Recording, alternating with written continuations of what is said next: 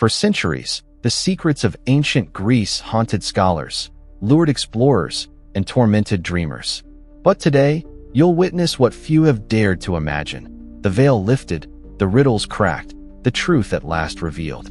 But beware, the answers are stranger, darker, and more thrilling than you ever expected. So sit tight, and you will have incredible luck if you like and subscribe before the video ends.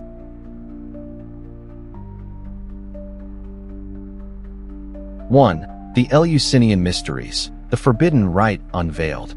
The night air of Eleusis was thick with incense and the murmur of hushed voices. Beneath a sliver of moon, figures robed in white crept toward the temple, their sandals whispering against the ancient stone. The walls themselves seemed to breathe, radiating a cold that crept into the bones of those who dared approach. Torches flickered, casting long, twisting shadows that danced like restless spirits. From somewhere unseen, a low chant began, a sound that sent shivers down every spine. For 2,000 years, no outsider had witnessed what happened behind those sacred doors. Legends spoke of visions, of madness and rebirth. Those who returned were never the same. Some whispered of a potion, others of a descent into the underworld itself. In 1858, a traveler named Demetrios claimed to have glimpsed the rites from a hillside above the temple. He described a procession of initiates, their faces pale in the torchlight, their eyes wide with terror. He swore he saw figures in masks, and heard screams that were not human. Demetrios fled before dawn, but his journal, found years later, told of sleepless nights and a fear that never left him. Modern scholars pored over ancient texts, desperate for answers. In 1932, a team of archaeologists attempted to excavate the inner sanctum, but their efforts were thwarted by local protests and a series of inexplicable accidents. One researcher, Dr. Eleni Kostas, claimed to have deciphered a portion of the ritual, but her notes were lost in a fire that consumed her apartment. In 2001, a crumbling scroll surfaced, the final confession of a dying priestess. It told of initiates forced to confront their darkest fears, to drink a mind-bending brew, and to endure a journey into terror. Yet, when scientists attempted to recreate the potion, the results were inconclusive. Some subjects reported vivid hallucinations, others nothing at all. But the scroll hinted at something more. Not just a ritual, but a presence. In 2010, a group of historians visiting the site reported hearing voices in the dark, and one claimed to have felt unseen hands guiding her through the ruins. Security footage from the site showed strange shadows moving where no one stood. When questioned, the guards admitted to hearing whispers in the night, but could find no source. Even now, the secrets of Eleusis are not fully known. Those who seek the truth risk more than their sanity. The mysteries remain, whispering, waiting, watching. And the fear? It never truly fades. Was it the gods?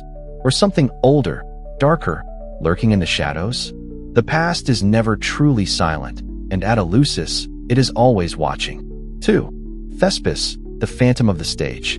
The ruins of an ancient theater stood silent under the stars, wind whistling through broken columns. The scent of dust and time hung heavy in the air. Somewhere in the darkness, a mask lay half-buried, its eyes hollow, its mouth frozen in a silent scream. For centuries, Thespis was a ghost, a name, a legend, the world's first actor. Some said he never existed. Others claimed his spirit still walked the stage, haunting every performance. In 1897, a night watchman named Nikos reported seeing a figure in a tattered cloak standing center stage, reciting lines in a voice that echoed through the empty theater. When Nikos approached, the figure vanished, leaving behind only the scent of old parchment and a chill in the air. Historians and archaeologists scrambled to piece together the truth. The mask style matched the 6th century BC. A brittle papyrus found nearby told his story: a wanderer, a rebel, a man who dared to become someone else. Yet, when researchers attempted to use carbon dating on the mask, the results were inconclusive. The materials were too degraded. The diary, though fragmented, revealed a life of defiance and danger, but the mystery of Thespis' true identity remained. Actors who performed in the ruins spoke of strange occurrences, voices echoing from empty seats, shadows moving where no one stood. In 2005, During a modern adaptation of a Greek tragedy, the lead actor claimed to feel a presence, a guiding hand, a whisper in his ear. The performance was recorded, and upon review, a faint voice could be heard speaking lines not in the script. The mask remains, a silent witness to the past. Thespis' voice, once lost, echoes through the ages. But the stage is never truly empty. And in the darkness, something, or someone, is always watching. Was it Thespis, still guarding his art? Or something else, drawn to the power of performance? The mystery endures, and the past is never truly gone. 3. The Parthenon, the blueprint of the gods. The Parthenon towered over Athens, its marble columns glowing ghostly white beneath the full moon. The city below seemed to hold its breath, the usual clamor replaced by a hush that pressed in from all sides. Even the wind, carrying the scent of ancient stone and olive trees, seemed to swirl in reverence around the temple's base. Inside, the silence was absolute, so deep it felt as if the building itself was listening. The echoes of distant footsteps, long faded into legend, seemed to linger in the air, a reminder that this place was never truly empty. Tourists who visited by day marveled at the temple's grandeur, but at night, the Parthenon transformed. The shadows between the columns lengthened, and the air grew thick with an unshakable sense of anticipation. It was as if the very stones remembered every prayer, every secret, every sacrifice ever made within their walls. In the summer of 1982, a night guard named Alexandros was assigned to patrol the Parthenon after a string of petty thefts. He was a practical man, not given to superstition, but what he experienced that night would haunt him for the rest of his life.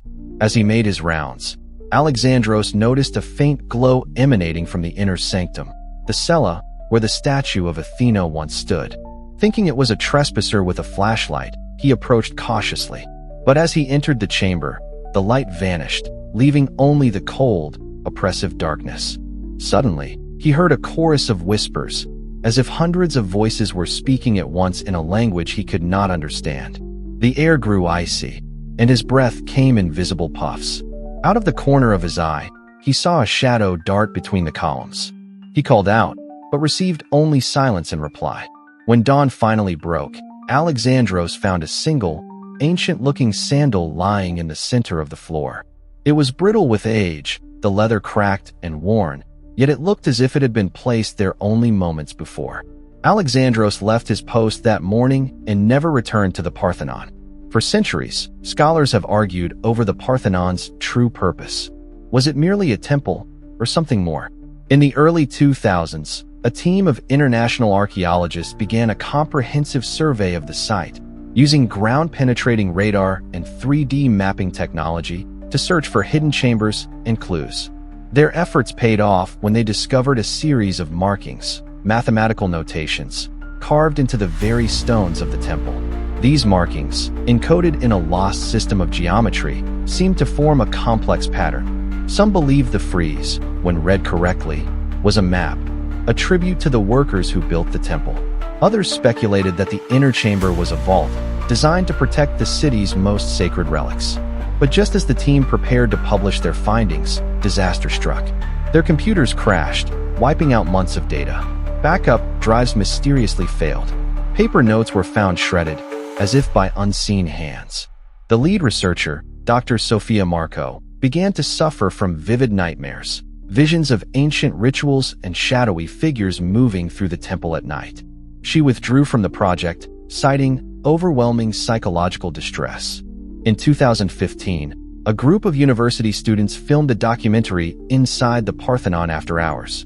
Reviewing their footage later, they noticed something chilling. In one frame, a figure in ancient Greek garb could be seen walking through a solid wall. The figure's face was obscured, but the outline was unmistakable, a priest or priestess, moving with purpose through the darkness. Security guards reported doors opening and closing on their own, and several visitors claimed to hear whispers in the halls, even when they were alone. One tourist fainted after feeling an icy hand grip her shoulder, though no one was near her at the time. To this day, the Parthenon's secrets remain locked within its marble walls. Its chambers still guard relics and mysteries, and its stones seem to hum with a silent, watchful energy. Was the temple merely a monument to Athena, or was it something more? A fortress, a calendar, a map to forgotten knowledge? And what of the shadows that move through its halls, the whispers that echo in the night? 4. The two constitutions, the hidden hands revealed. Deep in the labyrinthine archives of Athens, where dust and parchment ruled, the air was thick with the scent of ink and age. Shelves groaned under the weight of centuries-old documents, and the only sound was the scratch of quills and the creak of ancient wood. Here, in the flickering candlelight, the secrets of democracy lay hidden, guarded by shadows and silence. The archives were a maze, designed to confuse and protect. Those who entered often lost track of time, emerging hours later with a sense of having wandered through someone else's memories.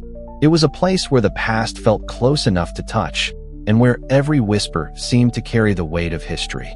In 1923, a young scholar named Eleni Papadakis was granted special permission to study the two ancient texts known as the Constitution of the Athenians. She arrived at the archives just before midnight, determined to unravel the mystery of their authorship. As she worked, Eleni became aware of a presence in the room, a shadowy figure standing just beyond the reach of her lamp. She tried to ignore it, but the feeling grew stronger. At one point, she glanced up and saw the figure leafing through the very text she had been studying. Its face was obscured, but its hands were pale and thin, moving with unnatural speed. When Eleni called out, the figure vanished, leaving behind a faint scent of old ink and something colder, older. The next morning, she found the pages of both constitutions rearranged, as if someone, or something, had been searching for a particular secret. For decades, historians debated the origins of the two constitutions. Their authorship was shrouded in doubt, their origins lost to time. Some attributed the later constitution to Aristotle, others to his students. The earlier constitution, often linked to Xenophon, was even more mysterious. In 1987, a faded letter surfaced, a correspondence between Aristotle and his most trusted student. The letter seemed to reveal the truth. Aristotle had dictated the later constitution, but his student, Pleidemus, had penned it in his own style. The earlier constitution, attributed to Xenophon, was the work of an anonymous dissident, a voice from the shadows. Excitement swept through the academic community, but attempts to authenticate the letter were plagued by setbacks. The ink resisted chemical analysis, and the parchment crumbled at the slightest touch. Digital scans were corrupted by unexplained glitches, and several researchers reported feeling watched as they worked. In 2009, a visiting professor from Oxford reported a bizarre incident. While examining the constitutions late at night, he saw the letters on the page begin to shift and rearrange themselves, forming new words and phrases. He tried to capture the phenomenon on his phone, but the device malfunctioned, recording only static and a series of whispered voices. Other scholars reported hearing faint voices in the archives, snatches of conversation in ancient Greek, laughter, and the sound of quills scratching across parchment. Some claimed to see ghostly hands turning the pages, while others found their notes mysteriously altered when they returned to their desks. The story of democracy's birth is still being written. The archives of Athens hold more secrets, more voices waiting to be heard. Who were the true authors of the constitutions? What secrets did they hide between the lines? And who, or what, still watches over their work from the shadows? 5. Pythagoras, the secret brotherhood exposed. The ruins of Croton lay silent beneath a blood-red moon, their broken stones jutting from the earth like the ribs of a long-dead beast. The air was heavy with the scent of damp earth and ancient secrets, a place where even the wind seemed to whisper in code. By day, the site was a tangle of olive trees and sun-bleached rubble. By night, it transformed. Shadows thickened, and the silence grew so deep it pressed against the ears like water. In the darkness, the ghosts of mathematicians and mystics seemed to gather, waiting for someone to remember their names. On this particular night, a team of researchers huddled around a newly unearthed chamber. Their lanterns flickered, casting strange shapes on the walls. The leader, Dr. Lucia Romano, held her breath as she brushed away the last layer of dust from a cache of clay tablets. Tablets that, according to legend, could unravel the greatest mystery of the ancient world. Local legend told of a shepherd, Marco, who wandered too close to the ruins one moonless night in 1978. He claimed to have seen a procession of robed figures moving silently among the stones, their faces hidden by cowls, their hands clasped in ritual gestures. Marco watched as they formed a circle and began to chant, a low, rhythmic song that seemed to vibrate in his bones. As he crept closer, Marco saw one of the figures turn toward him. The man's eyes glowed with an unnatural light, and his lips moved in a language Marco could not understand. Terrified, the shepherd fled, but the chanting followed him all the way home. For weeks afterward, Marco dreamed of numbers swirling in the darkness, and of a voice whispering equations in his ear. He never set foot near Croton again. For centuries, Pythagoras was more myth than man, a mathematician, a mystic, a leader of a secret brotherhood whose true teachings were lost to time. In the early 21st century, a team of archaeologists led by Dr. Romano uncovered a hidden chamber deep beneath the ruins. Inside, they found dozens of clay tablets, each inscribed with strange symbols, diagrams, and what appeared to be mathematical proofs. Excitement swept through the academic world. The tablets seemed to confirm that Pythagoras and his followers had preserved ancient knowledge from Babylon, but had transformed it into something new, a philosophy that blended mathematics, music, and the mysteries of the soul. Yet, as the researchers began to decipher the tablets, strange things began to happen. Several team members reported vivid, unsettling dreams in which they wandered endless corridors, pursued by shadowy figures whispering in an unknown tongue. One researcher, Dr. Paolo Greco, became obsessed with a particular tablet, convinced it contained the key to understanding the universe. He worked day and night, barely eating or sleeping, until he was found wandering the ruins in a daze, muttering equations to himself. Attempts to photograph or scan the tablets were plagued by technical failures. Cameras malfunctioned, files were corrupted, and notes disappeared from locked drawers. The project was eventually abandoned, and the tablets were placed in secure storage, where they remain to this day. In 2017, a graduate student named Sophia volunteered to catalog the tablets for her dissertation. On her first night in the archive, she heard a faint humming sound, like the vibration of a tuning fork. As she worked, the humming grew louder, resolving into a chorus of voices chanting in harmony. The air grew cold, and Sophia felt a presence standing behind her, an intelligence vast and ancient, watching her every move. Suddenly, one of the tablets slid off the shelf and shattered on the floor. The chanting stopped. When Sophia looked at the broken pieces, she saw that the symbols had rearranged themselves into a new pattern, a pattern she could not decipher. She left the archive that night and never returned. The secrets of Pythagoras and his brotherhood remain hidden, locked within the silent stones of Croton and the unreadable tablets in the archive. Was Pythagoras merely a mathematician, or was he the leader of a cult that glimpsed truths beyond human understanding? What knowledge did the brotherhood preserve, and why did they go to such lengths to keep it hidden? Those who seek the answers risk more than their sanity. The past is never truly gone, and in the darkness of Croton, the whispers of the brotherhood still echo, waiting for someone brave or foolish enough to listen. 6. The statue of Zeus, the fate of a wonder. The silted harbors of Istanbul were dark and silent, the water thick with secrets and the scent of salt and decay. Beneath the waves, the remains of empires slept, columns and statues, coins and bones, all swallowed by the relentless tide. By day, the city bustled with life, but at night, the harbor became a place of shadows and whispers. Divers who ventured beneath the surface spoke of strange currents and colder waters, as if the sea itself was guarding something precious.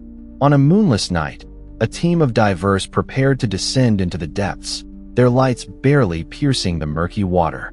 Their goal, to find the lost statue of Zeus, one of the 7 wonders of the ancient world, whose fate had been a black hole in history for centuries. In 1999, diver Yilmaz Demir led an expedition into the silted ruins beneath Istanbul's harbor. He was an experienced diver, unafraid of the dark or the unknown. But what he saw that night changed him forever. As he explored a cluster of marble blocks, his light caught on something gleaming in the silt, a fragment of gold, intricately worked. He reached for it, and as he brushed away the mud, he saw the unmistakable curve of an ivory finger. Suddenly, the water around him grew icy cold, and a deep rumble echoed through the ruins, like distant thunder. Yilmaz looked up and saw, just for a moment, the shimmering outline of a colossal seated figure, a man with a thunderbolt in his hand, crowned with gold. The figure's eyes seemed to glow with an inner fire, and Yilmaz felt a surge of awe and terror. Then, as quickly as it appeared, the vision vanished.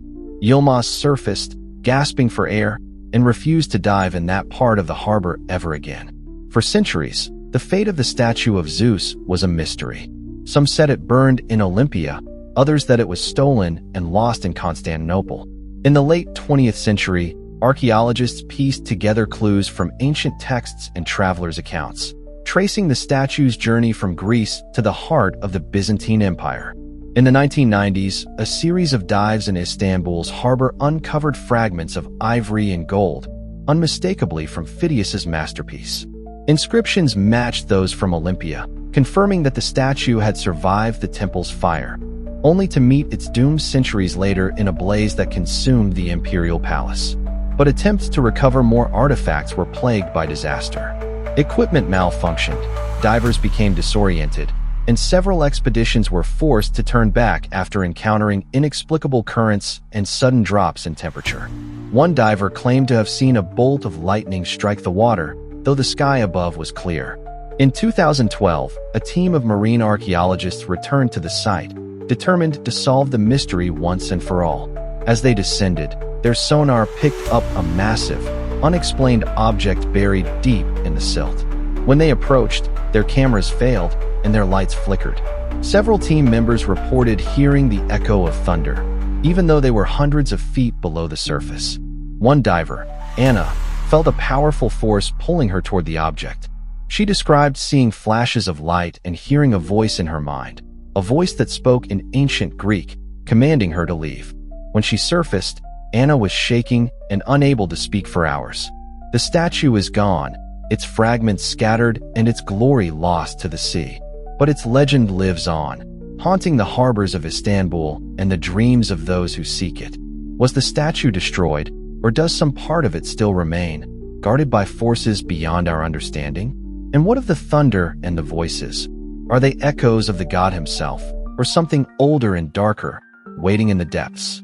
The sea still holds its secrets, and the past is never truly silent. In the darkness beneath Istanbul, the gods are watching, and those who seek their treasures may find more than they bargained for. 7. Aristotle's Lost Comedy, the manuscript in the shadows. The monastery's hidden vault was colder than the grave, a place where time itself seemed to slow. Centuries of secrets pressed in from every wall, the air thick with the scent of old parchment, beeswax, and the faint tang of mildew. Flickering candlelight cast trembling shadows across the stone floor, illuminating rows of ancient codices, some chained, some wrapped in faded silk, all jealously guarded by silence. Few ever entered this sanctum, and fewer still left unchanged. For here, beneath layers of dust and prayer, lay a legend, the lost Second Poetics of Aristotle, rumored to contain the philosopher's thoughts on comedy, a work that had haunted scholars for generations. In the winter of 1947, Brother Theophilos, a humble scribe, was tasked with cataloging the monastery's oldest volumes. One stormy night, as wind howled through the cloisters and rain battered the stained glass, Theophilos stumbled upon a misfiled codex. Its leather binding was cracked, its pages yellowed with age. As he opened the book, a strange sensation crept over him, a prickling along his spine, as if unseen eyes watched from the darkness. He read the first lines and was startled by a sudden burst of laughter echoing through the vault. The laughter was not his own, nor did it sound human. It was wild, mocking, and oddly joyful. Terrified, Theophilos slammed the book shut. The laughter ceased, replaced by a heavy silence. He fled the vault, leaving the codex behind, and refused to speak of the incident for the rest of his life. For centuries, Aristotle's treatise on comedy was considered lost, its existence known only from tantalizing references in other works. When the codex was rediscovered in the 1970s, excitement swept through the academic world. Linguists, philosophers, and historians converged on the monastery, desperate to unlock its secrets. But the manuscript proved elusive. The ink had faded, the Greek was archaic, and the text was riddled with cryptic jokes and allusions. Every attempt at translation yielded different results. Some scholars claimed the treatise explained comedy's power to unite and subvert, to heal and to wound. Others insisted it was a coded satire, mocking the very idea of philosophy. Technical difficulties plagued the project. Scanners malfunctioned, digital files became corrupted, and several researchers reported hearing laughter, sometimes soft and distant, sometimes loud and raucous, when working late at night. One translator, Professor Marcos, became obsessed with the manuscript, convinced it contained a hidden message. He spent months deciphering its riddles, only to vanish without a trace, leaving behind a single note. The joke is on us. In 2019, a young scholar named Eleni was granted permission to study the codex. On her first night in the vault, she heard faint giggling coming from the shadows. As she read, the laughter grew louder, echoing off the stone walls. The words on the page seemed to shimmer and dance, rearranging themselves into nonsensical patterns. Suddenly, Eleni was overcome by a fit of uncontrollable laughter. She laughed until tears streamed down her face, until her sides ached and her vision blurred. When she finally regained control, she found herself alone in the dark, the codex closed before her. The laughter lingered in her mind for days, haunting her dreams. The codex is safe, locked away in the monastery's vault. But its secrets are not fully known. What did Aristotle truly believe about comedy? Was his lost work a celebration of laughter, or a warning about its dangers? And what of the laughter that echoes in the darkness? Whose voice is it, and what message does it carry? 8. The Labyrinth, the beast's prison unmasked. The quarry at Gordon was a wound in the earth, a labyrinth of stone and shadow carved by ancient hands. The sun rarely reached its depths, and the air was thick with dust and the scent of old fear. Moss clung to the walls, and strange symbols, worn by centuries of wind and rain, warned trespassers to turn back. By day, the quarry was a maze of twisting passages and dead ends. By night, it became something else entirely. The darkness pressed in from all sides, and every footstep echoed like a heartbeat. Locals avoided the place, whispering curses and monsters that still roamed the tunnels.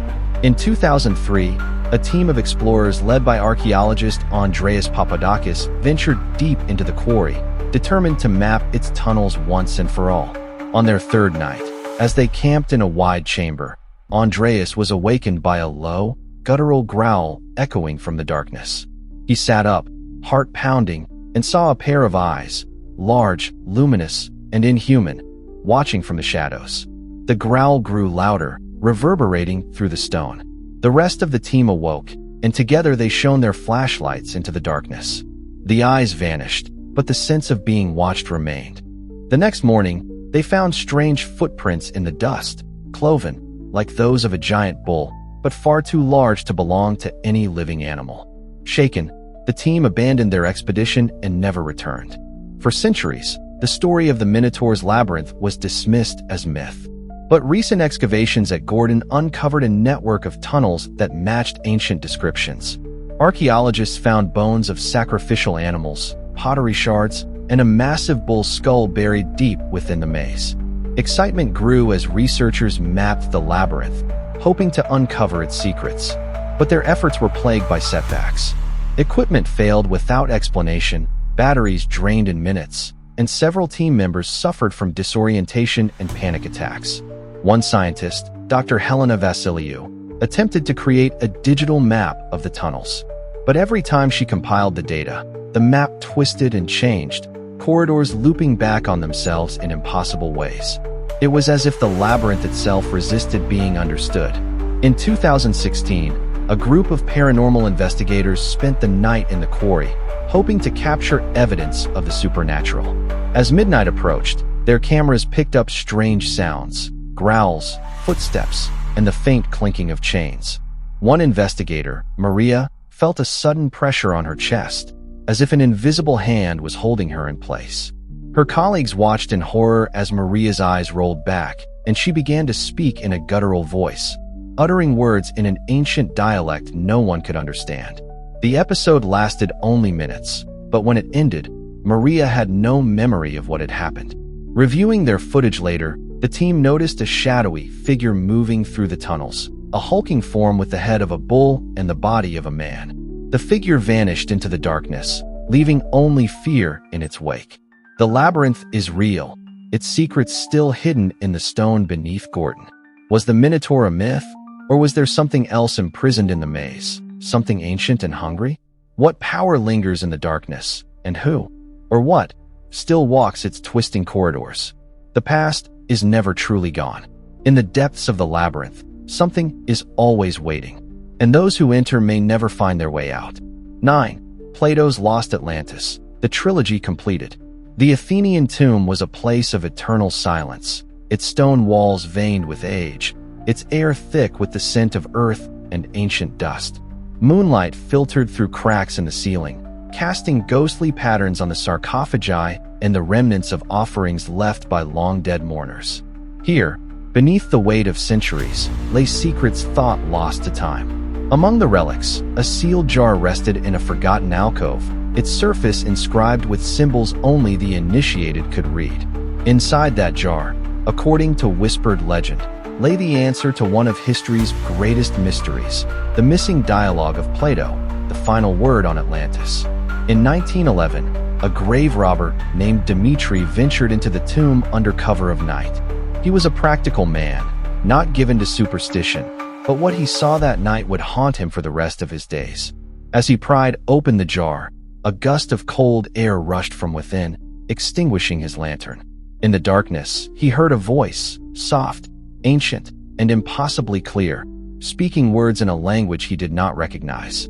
Dmitri swore he saw a figure standing in the corner of the tomb, its features blurred, its eyes glowing with an eerie light. Terrified, Dmitri dropped the jar and fled. When he returned the next day with reinforcements, the jar was intact, but the voice was gone. The manuscript inside, however, was real, and it bore the title Hermocrates, the long-lost third dialogue of Plato's Atlantis trilogy. For centuries, scholars had debated the fate of Atlantis and the meaning of Plato's dialogues. The discovery of Hermocrates promised to rewrite history. The manuscript was carefully transported to the University of Athens, where a team of linguists and philosophers set to work deciphering its contents. The text was cryptic, filled with allegory and metaphor. It warned of the dangers of hubris and the cyclical rise and fall of civilizations. Atlantis, it seemed, was not just a myth, it was a prophecy, a cautionary tale for all ages. But as the team worked, strange things began to happen. Computers crashed, files vanished, and several researchers reported vivid nightmares in which they wandered a drowned city, pursued by shadowy figures. One translator, Dr. Nikos Karamanlis, became obsessed with the manuscript, convinced it contained a hidden message. He spent weeks locked in his office, muttering to himself, until he vanished without a trace. His notes, when found, were filled with rambling passages about the city beneath the waves and the watchers from the deep. In 1987, a group of students studying the manuscript reported a bizarre incident. As they read aloud from the text, the room grew suddenly cold, and the air filled with the sound of distant waves. One student, Eleni, claimed to see a vision of a great city sinking beneath the sea, its towers crumbling, its people crying out in terror. When the vision passed, the students found their notes rearranged, the pages filled with strange symbols and diagrams. The manuscript itself appeared untouched, but the experience left them shaken. For weeks afterward, Eleni dreamed of water rising around her, and of voices calling her name from the depths. The manuscript is safe, locked away in a secure vault, but its secrets are not fully known. Was Atlantis real, or was it merely a metaphor? What did Plato truly intend with his prophecy, and who, or what, watches from the shadows, waiting for the city to rise again? The past is never truly silent. In the darkness of the tomb, and in the depths of the sea, the legend of Atlantis endures. Its warnings echo through the ages, a reminder that history repeats itself, and that some mysteries are best left undisturbed. 10. Homer, the voice behind the epics. The cave on Chios was a place of shadows and whispers, its walls slick with damp, its air thick with the scent of earth and old parchment. By day, sunlight filtered through the entrance, illuminating ancient inscriptions and the bones of long-dead travelers. By night, the cave became a realm of silence and memory, its darkness pressing in like a living thing. Here, in the deepest chamber, a cache of scrolls lay hidden beneath a layer of dust and time. These scrolls, according to legend, held the answer to one of literature's greatest mysteries, the true identity of Homer.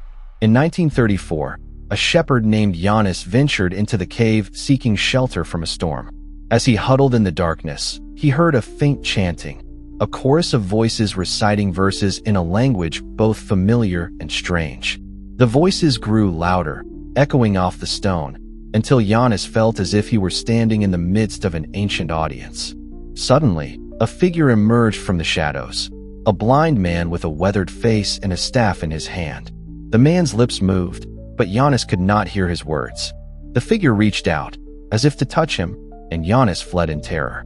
When he returned the next day with others, the cave was empty. But in the chamber where he had seen the figure, they found a cache of scrolls, their edges brittle with age, their surfaces covered in marginal notes in different hands. For centuries, scholars had debated whether Homer was a single poet or a collective of bards. The discovery of the scrolls promised to settle the question once and for all. The texts were transported to the University of Athens, where a team of linguists and historians set to work analyzing their contents. The scrolls contained the core of both the Iliad and the Odyssey, but also layers of additions and edits, suggesting that a single voice had composed the original songs, while later generations had embellished and refined them. The marginal notes, written in different hands, confirmed that Homer was real, a blind poet whose songs had echoed through the ages. But as the team worked, strange things began to happen. Computers malfunctioned, files were corrupted, and several researchers reported hearing chanting in the night, even when they were alone. One translator, Dr. Sophia Marco, became obsessed with the scrolls, convinced they contained hidden messages. She spent months deciphering the notes, until she was found wandering the campus at dawn, muttering verses to herself. In 2008, a group of students studying the scrolls reported a bizarre incident. As they read aloud from the text, the room grew suddenly cold, and the air filled with the sound of distant chanting. One student, Nikos, claimed to see a vision of an ancient bard standing before him, his eyes milky with blindness, his voice resonant and powerful. When the vision passed, the students found their notes rearranged, the pages filled with strange symbols and new verses. The scrolls themselves appeared untouched, but the experience left them shaken. For weeks afterward, Nikos dreamed of wandering a battlefield and of voices calling him to join the song. The scrolls are safe, preserved in a climate-controlled archive, but their secrets are not fully known. Who was Homer truly? Was he a single poet, or a name given to generations of bards? And what are the voices that still echo in the cave and in the dreams of those who read his words? The past is never truly silent. In the darkness of the cave, and in the verses of the epics, the voice of Homer endures. His songs still echo through the ages, a reminder that history is alive, and that some mysteries are never truly solved. The shadows of ancient Greece have yielded their secrets, but each revelation brings new questions, new dangers, new wonders. The past is never truly silent. Its echoes haunt us, its riddles challenge us, and its truths, once uncovered, are stranger than fiction. Feel free to leave your comments below, and don't forget to like, subscribe, and turn on notifications for more mysteries like this. Thank you for watching, and I will see you in the next video.